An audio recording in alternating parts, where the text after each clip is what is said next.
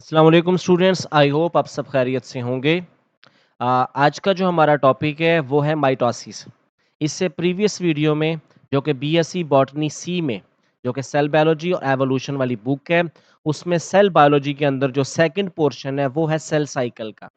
इसे reproduction in sales या reproduction of sales भी कहते हैं।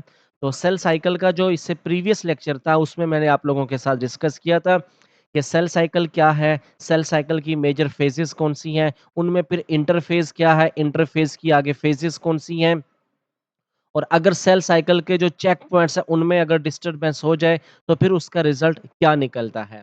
तो आज हम लोग डिस्कस करेंगे माइटोसिस को।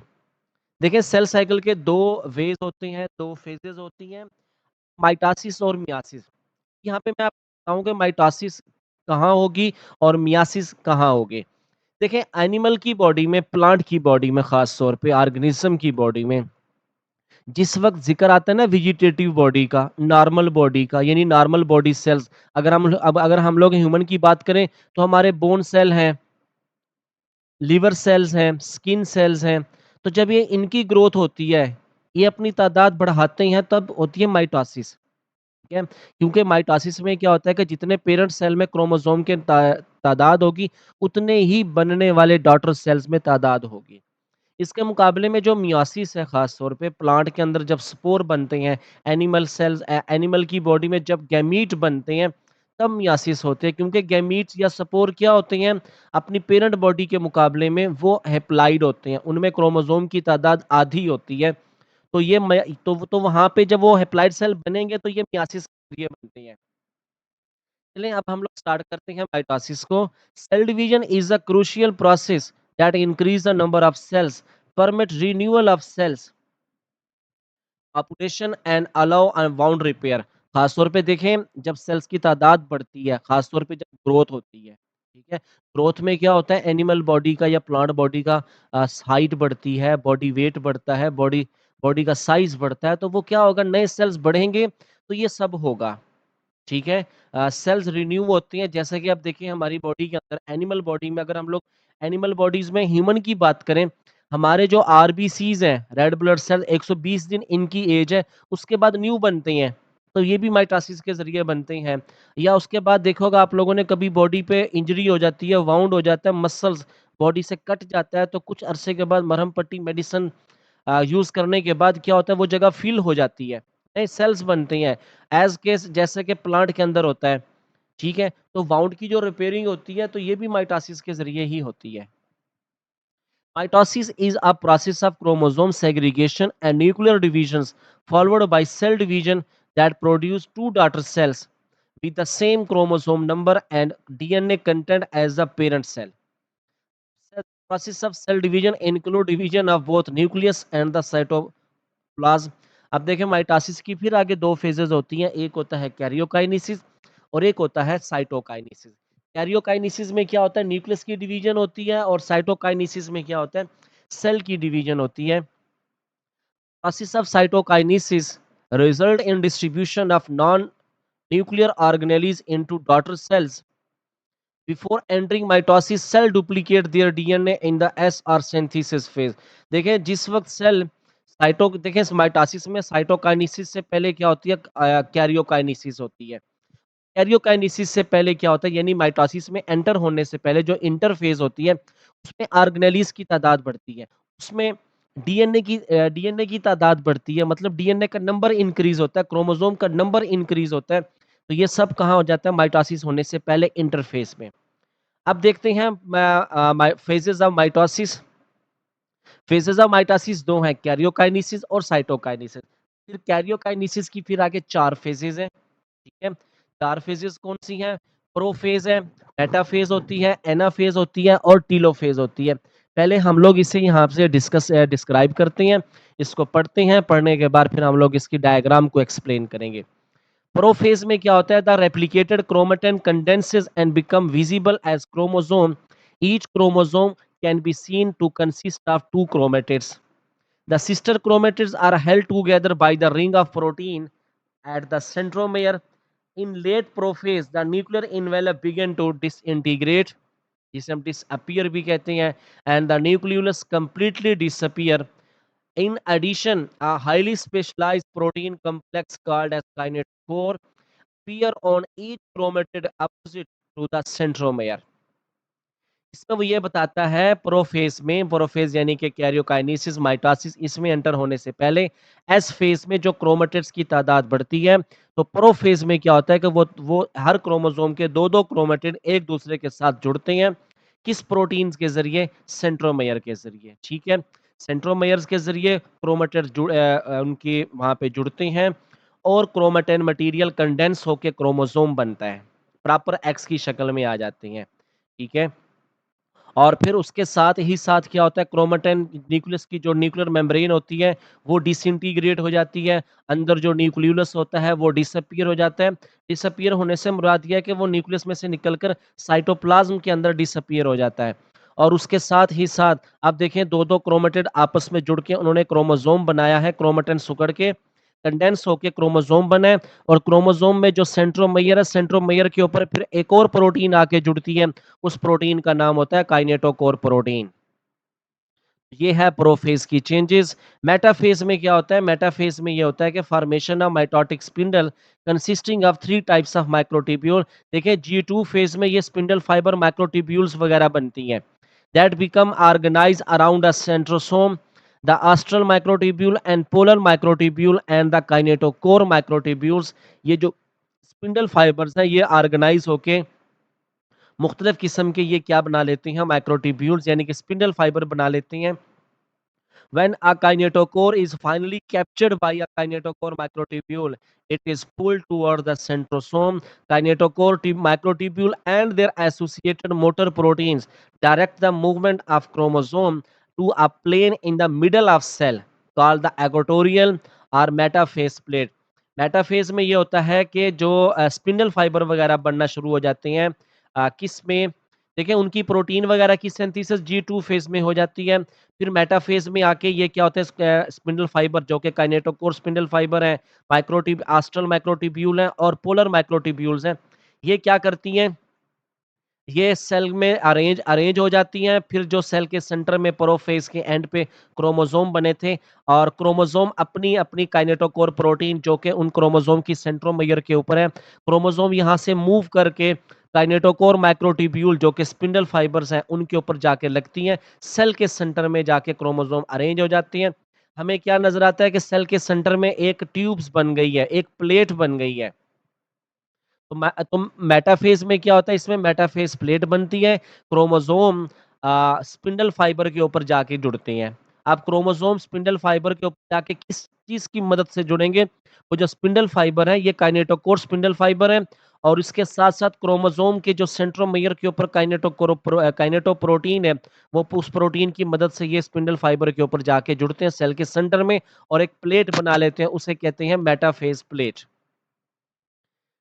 पे आता है एनाफेज। एनाफेज में क्या होगा? इक्वल डिस्ट्रीब्यूशन ऑफ क्रोमोसोम होती है, separation of sister chromatids. This separation occur when the protein that have been holding the chromatids together break down. The separated micromatid are pulled to opposite pole of cell by the sliding along the kinetochore microtubule towards the centrosome। अब इसमें क्या होता है? Anaphase में क्या होता है कि वो जो पोलर माइक्रोट्यूब्यूल है ये क्रोमोसोम को अपनी तरफ खींचती है, दोनों सेंट्रोसोम। देखिए सेल के अपोजिट पोल पे सेंट्रोसोम है, जिनके साथ ये स्पिंडल फाइबर वगैरह जुड़े हुए हैं। तो ये सेंट्रोसोम है, ये क्रोमोसोम को अपनी तरफ खींचते हैं। इससे क्या होता है कि क्रोमोसोम के सेंटर में जो काइनेटोकोर प्रोटीन है, सेंट्रोमेयर है, ये यहाँ से ब्रेक कर जाती है। तो आधे क्रोमेटिड सेल के एक पोल की तरफ मूव करेंगे और आधे क्रोमेटिड सेल के दूसरे पोल की तरफ मूव करते हैं। और टीलोफेज में क्या होता है कि reconstitution of nuclear envelope around the chromosome at each pole, the chromosome uncoil and become indistinct.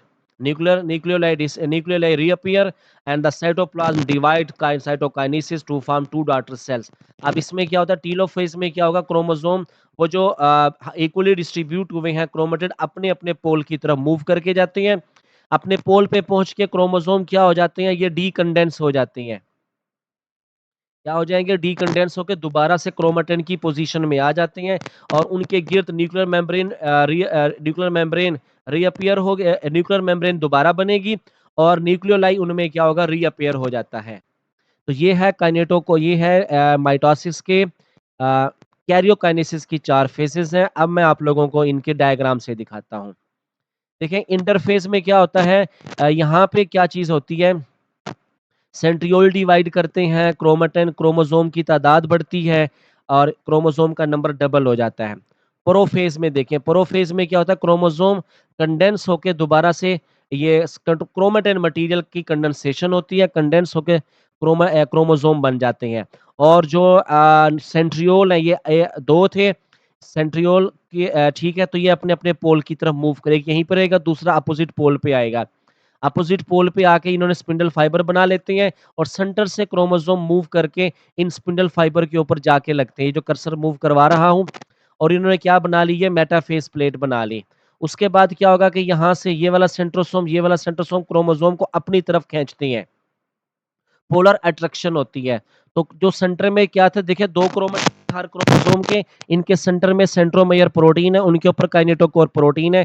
तो ये क्या करेगा अपोजिट पोल सेंट्रोसोम ये वाला क्रोमोसोम को अपनी तरफ खींचेगा, ये वाला अपनी तरफ खींचेगा। तो सेंटर से क्या होगा काइनेटोकोर प्रोटीन टूट जाती है और ये जो क्रोमेटिड्स हैं, ये अपने-अपने पोल की तरफ मूव करती हैं। जिसे हम क्या कहेंगे डॉटर क्रोमोसोम भी कहते हैं। टेलोफ़ेज़ में क्या होगा ये जाके अपने-अपने पोल पे पहुँच के डीकंडेंस हो जाते हैं और दोबारा से क्रोमेटिन मटेरियल बनता है, उनके गिर्द न्यूक्लियर मेम्ब्रेन बनेगी, न्यूक्लियोलाई क्या होगा रीअपीयर होगा और इस तरीके से क्या होगा तो यानी कि at the end of telophase 2 nucleus बन जाते हैं। फिर अगली फ़ेज़ कौन-सी आती है? साइटोकाइनेसिस की, इसे हम लोग रीड करते हैं कि एनिमल सेल और प्लांट सेल में कैसे होती है। साइटोकाइ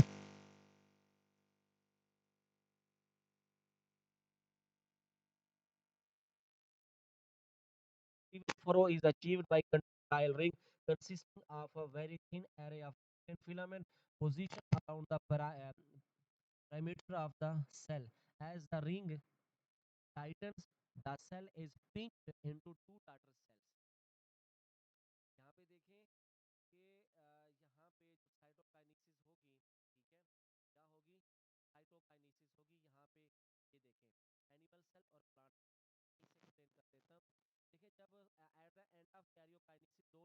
एक ये न्यूक्लियस बन गया सेंटर में कौन सी प्रोटीन आती है सेल की बिल्कुल कंटाइल एक्टिन प्रोटीन के फिलामेंट प्रोटीन आती है सेल की क्या बनेगी रिंग बनेगी जिसे क्या कहेंगे कंट्रैक्टाइल रिंग कहते हैं तो ये वाला रिंग इस सेल मेम्ब्रेन को अपनी तरफ खींचेगा और इस कंट्रैक्टाइल रिंग का ये वाला पोर्शन सेल मेम्ब्रेन को इस तरफ से अपनी तरफ खींचेगा सेंटर की तरफ सेल मेम्ब्रेन धंसती चली जाएगी पिंच ऑफ हो जाएगी धंसती जाएगी हम क्या कहेंगे सेंटर की जानिब खाली सी बनी है इसका क्या नेम है क्लीवेज फ्रो बना है और ये इतना अंदर की जानिब पिंच करेगा कि ये दोनों मेम्ब्रेन आपस में फ्यूज हो जाएंगी जम कर जाती हैं और फिर डिसॉल्व करती हैं जिससे एक सेल इधर बन जाएगा दूसरा सेल इधर बन जाएगा सेंटर से सेल मेम्ब्रेन ब्रेक कर जाती है और यूं सेल बन जाते हैं 2 सेल बनते हैं ठीक है ये है एनिमल सेल की साइटोकाइनेसिस जो टाइल प्रोटीन की वजह से रिंग रिंग बनता है और वो सेल मेम्ब्रेन को अंदर की जानिब पिंच करता है खींचता है नाली बनती है जिसे क्लीवेज फ्रो कहते हैं और वो इतनी पिंच कर जाएगी कि आपस में यहाँ पे सेंटर में फ्यूज करके डिसॉल्व हो जाती है और 2 सेल सेपरेट हो जाती हैं ये है एनिमल सेल की सेल डिवीजन जो कि साइटोकाइनेसिस है देखिए ये एक प्लांट सेल है क्या चीज है प्लांट सेल है एक इस तरफ न्यूक्लियस बनेगा और एक इस तरफ न्यूक्लियस बनेगा ये 2 न्यूक्लियस बने हुए हैं सेंटर में क्या गोल्जी बॉडीज से क्या आते हैं गोल्जी वेसिकल आते हैं गोल्जी बॉडीज से गोल्जी वेसिकल आते हैं वो वेसिकल आपस में फ्यूज हो जाएंगे पॉलीसेंस करेंगे जम हो जाएंगे और सेंटर में एक प्लेट बना लेते हैं उस प्लेट का नाम क्या है सेल प्लेट कहते हैं या इसे फ्रैगमोप्लास्ट मेम्ब्रेन या फ्रैगमोप्लास्ट प्लेट कहते हैं और ये प्लेट क्या करती है इस तरफ से सेल मेम्ब्रेन से कनेक्ट हो जाएगी और इधर से भी सेल मेम्ब्रेन से कनेक्ट हो जाती है ठीक है और यूं 2 सेल एक दूसरे से सेपरेट हो जाएंगे सेंटर वाली जो फ्रैगमोप्लास्ट मेम्ब्रेन है ये बाद में मिडल लेमेला का काम करती है क्योंकि plant cell most of the plant cell एक दूसरे के साथ क्या होते हैं जुड़े होते हैं किसके जरिए जुड़े होते हैं फ्रैगमोप्लास्ट यानी कि मिडल लेमेला के जरिए जुड़े होते हैं और ये क्या है प्लांट सेल की साइटोकाइनेसिस ठीक है तो ये माइटोसिस है और इसकी डायग्राम आप लोग ऐसे ही बनाओगे। इसकी 2 फेजेज़ जैसे बताई आप लोगों को, कैरियोकाइनेसिस और साइटोकाइनेसिस है। एनिमल सेल में और प्लांट सेल में साइटोकाइनेसिस कैसे होती है? देखिए 2 सेल बने हैं। देखिए एक एनिमल सेल है, इस आखिरी पैराग्राफ को मैं एक्सप्लेन कर रहा हूँ, आप स्क्रीन पर पढ़ते भी जाएँ। देखिए एक नॉर्मल बॉडी सेल है इंसान का, उसमें 46 क्रोमोसोम है। जिस वक़्त वो इंटरफ़ेज़ में गया, इंटरफ़ेज़ की एस फ़ेज़ में गया, तो 46 क्रोमोसोम डबल हो जाएँगे, डीएनए डबल होगा, क्रोमेटिन डबल हो जाएँगे, तो कितने बन जाएँगे? 92, ठीक है? और बाद में जब इनसे माइटोसिस के एट द एंड 2 सेल बनेंगे, इक्वली डिस्ट्रीब्यूट होंगे। 46-46 के 2 नए सेल बनेंगे यानी डॉटर सेल। पेरेंट सेल में भी कितने थे? 46, डॉटर सेल में भी कितने थे? 46 हैं। तो यानी माइटोसिस क्या करता है कि नए बनने वाले सेल में पेरेंट सेल के क्रोमोसोम को मेंटेन करता है। तो ये था माइटोसिस, माइटोसिस कैरियोकाइनेसिस और साइटोकाइनेसिस। इसके बारे में आप लोगों का कोई भी क्वेश्चन हो कि थ्योरी के हवाले से, डायग्राम के हवाले से, आप लोग अपना अपना जो क्वेश्चन है वो कमेंट सेक्शन में आके लाजमी पूछेंगे। कोई भी कन्फ्यूजन हो आप कमेंट सेक्शन में आके पूछते रहा करें। मैं अपनी पूरी कोशिश करता हूँ आप लोगों तक ऑथेंटिक इन्फॉर्मेशन से रिलेटेड है या जनरल इन्फॉर्मेशन है वो आप लोगों तक पहुँचाऊँ। आई होप ये वीडियो आप लोगों ने इससे काफ़ी लर्न किया होगा माइटोसिस के बारे में। आप लोगों के ज़िम्मे एक क्वेश्चन है, ठीक है? जो कि आप लोगों ने कमेंट सेक्शन में आके लाज़मी बताना है। फेसबुक की वी ऐसे यूट्यूब की वीडियो इसे मैं अपलोड करूँगा। आप लोगों ने कमेंट सेक्शन में आके बताना है कि माइटोसिस को सबसे पहले किसने डिस्क्राइब किया था? ये वाला क्वेश्चन आप लोगों के ज़िम्मे है, जो कि आप लोगों ने लाज़मी कमेंट सेक्शन में बताना है। और भी कोई क्यूरी होती है इस पूरी माइटोसिस के बारे में, आप लोग कमेंट सेक्शन में आके लाज़मी पूछें। अपना ख्याल रखिएगा।